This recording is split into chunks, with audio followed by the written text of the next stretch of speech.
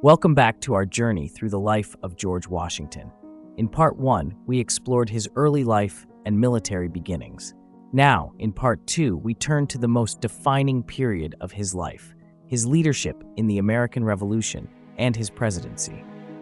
As tensions between the American colonies and Britain reached a breaking point, the Second Continental Congress convened in Philadelphia in 1775. The delegates knew they needed a strong, unifying leader to command their forces, and George Washington, with his military experience and commanding presence, was unanimously chosen as the commander-in-chief of the Continental Army.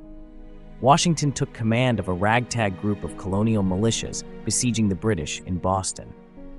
Despite the challenges of limited supplies, lack of discipline, and a looming British force, Washington managed to instill order and discipline.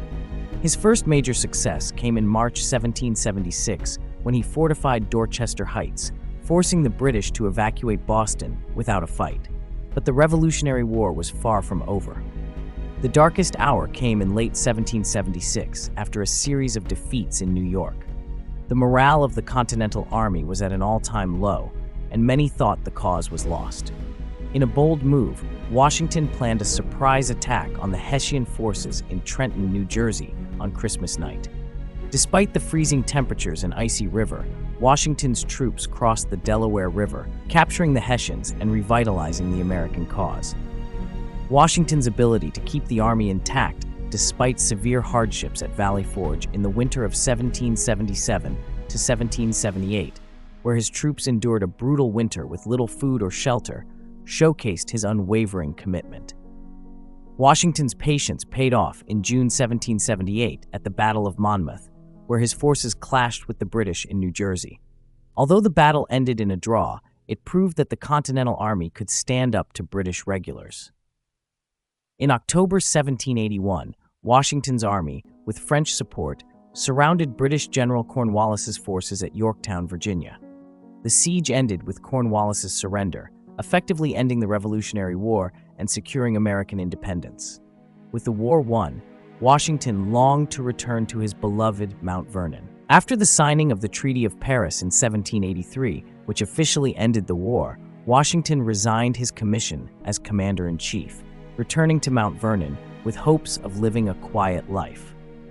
But his work was not yet finished. In 1787, Washington was called upon to preside over the Constitutional Convention in Philadelphia. His leadership and insistence on a strong, unified nation were instrumental in shaping the United States Constitution, laying the foundation for the new government.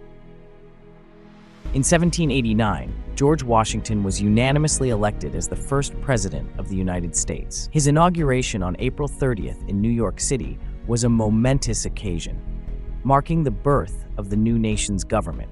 But Washington's presidency would be anything but ceremonial. He faced the enormous task of defining what it meant to be the leader of a republic.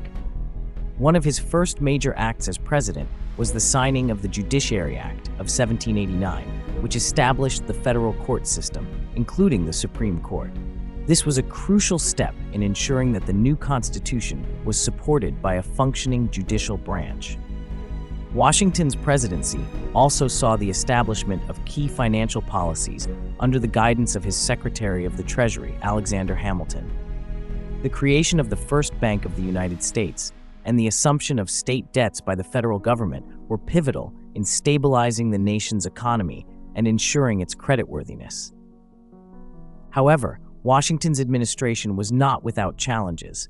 In 1794, he faced the Whiskey Rebellion, a violent protest by farmers in Pennsylvania against a federal excise tax on whiskey.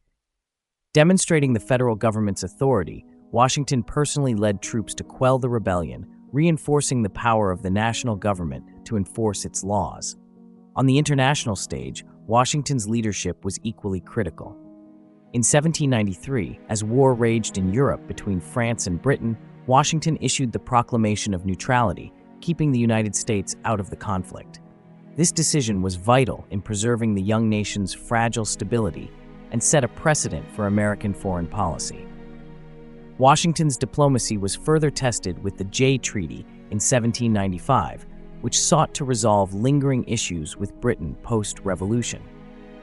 While the treaty averted war and secured some concessions, it was highly controversial and deepened political divisions at home, particularly between the emerging Federalist and Democratic Republican parties. After 2 terms, Washington decided to step down, setting a vital precedent for the peaceful transfer of power. In his farewell address in 1796, he offered sage advice to the nation. He warned against the dangers of political parties and foreign alliances, emphasizing the importance of national unity. His words would echo through the generations as a guiding principle for the United States. Washington retired to Mount Vernon, focusing on his estate and personal affairs. Unfortunately, his health declined, and he passed away on December 14, 1799. George Washington's legacy is unparalleled. He was the leader who guided America through its birth, the statesman who set the foundation for its government, and the symbol of the values and ideals that continue to define the nation. As we look back on his life, we remember him not just as the first president, but as the enduring father of his country. Thank you for joining us on this journey through history. Stay tuned for more deep dives into the lives of the people who shaped our world.